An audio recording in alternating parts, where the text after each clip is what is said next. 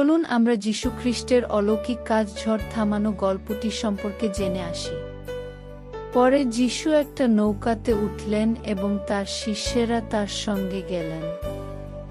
হঠাৎ সাগরে ভীষণ ঝড় উঠল, আর তাতে নৌকার উপর ঢেউ আছড়ে পড়তে লাগল। যীশু কিন্তু ঘুমাচ্ছিলেন।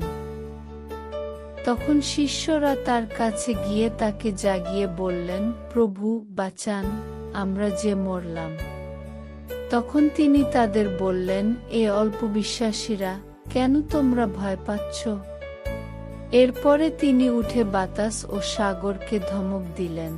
তখন সব কিছু খুব শান্ত হয়ে গেল।